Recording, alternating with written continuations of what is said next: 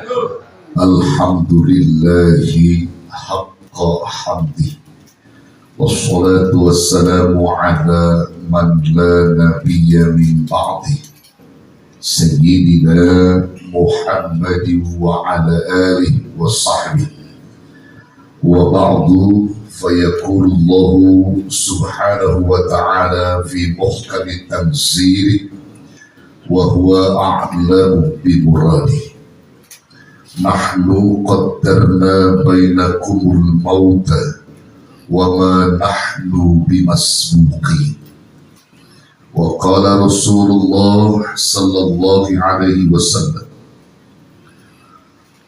yamutul mar'u ala ma'asyarihi wa yub'atsu ala ma mata alaihi sadaqallahul azim wa qad balagha rasuluhun nabiyul habibul karim wa nahnu ala dzalika minasyahidin wasyakirin walhamdulillahi rabbil alamin. Hadratul mukarramin, para alim ulama, para asatiz wal hujjaj yang saya hormati dan muliakan, terkhusus yang sama kita hormati dan muliakan orang tua kita, guru kita,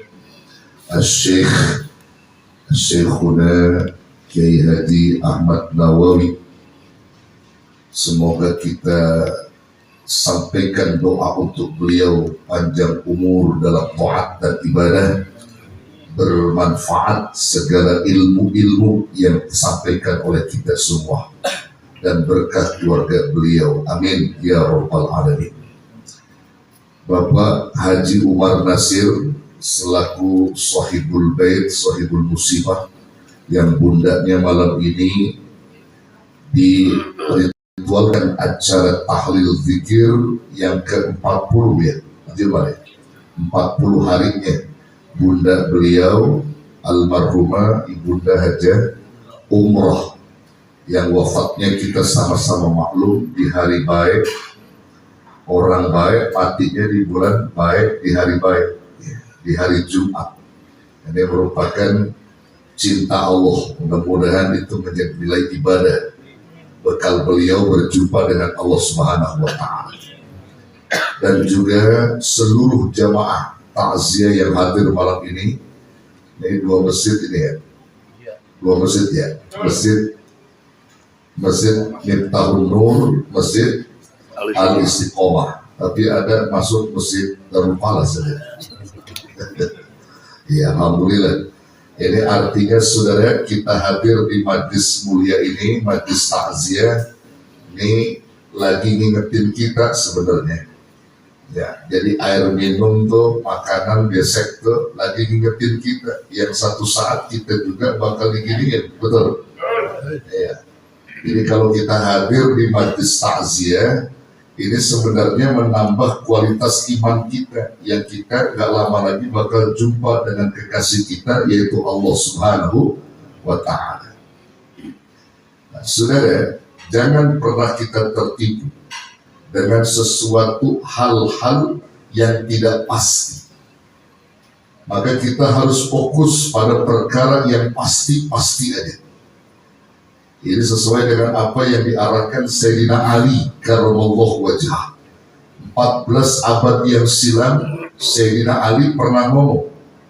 Kata Sayyidina Ali, ma ra'aitul haqqa ashbaha bil batil mithlal mauti wa ma ra'aitul batila ashbaha bil haqqi mithlal hayati.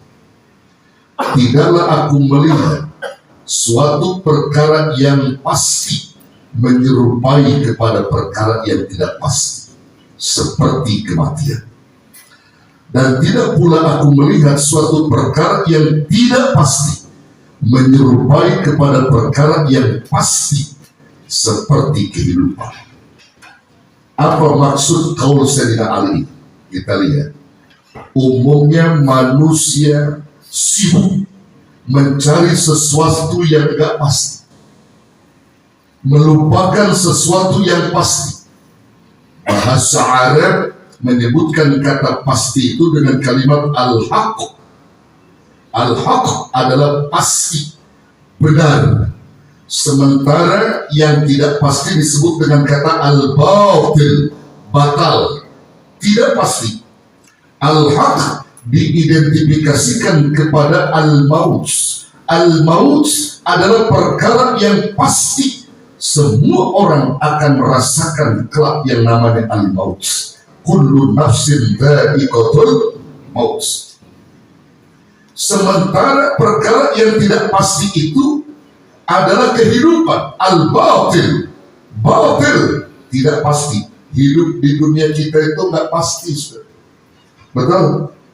Kenapa disebut nggak pasti? Karena kita nggak selamanya hidup di dunia dan bisa ditarget kehidupan kita.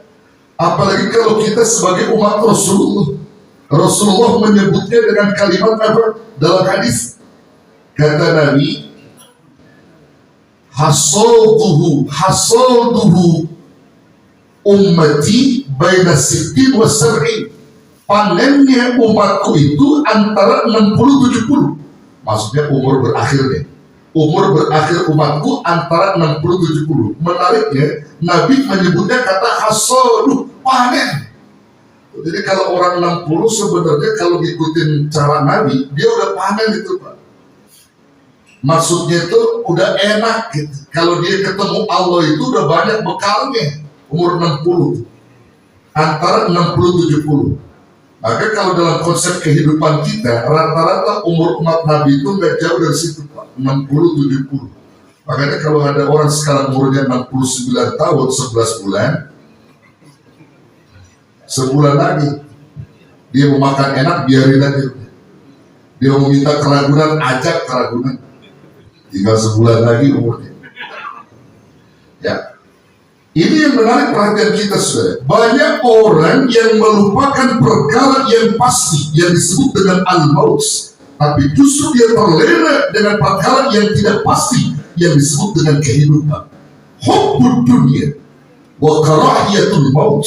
Cinta kepada dunia, benci sama mati. Bukan nggak boleh kita mencari dunia, boleh. Tapi ingat, saudara, di balik pencarianmu ada batasnya. Kau dibatasi dengan kematian.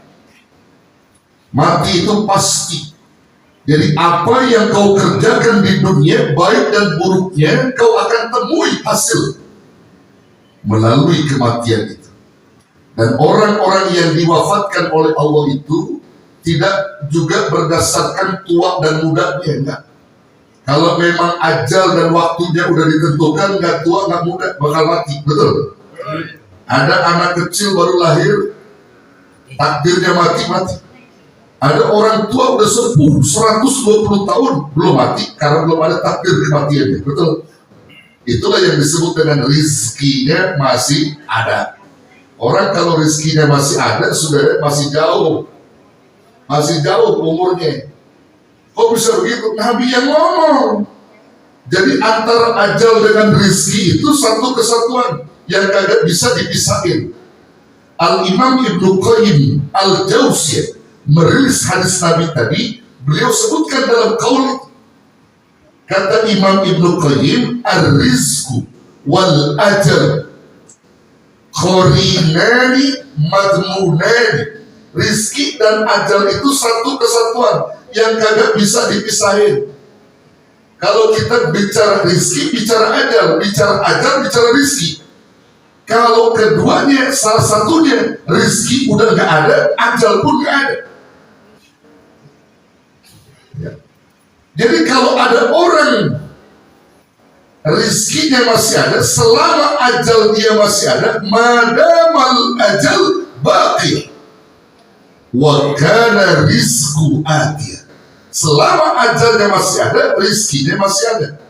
Kalau rizkinya udah gak ada, ajalnya pasti dia. Jadi untuk mendeteksi ajal kita masih panjang apa kagak, lihat rizki kita.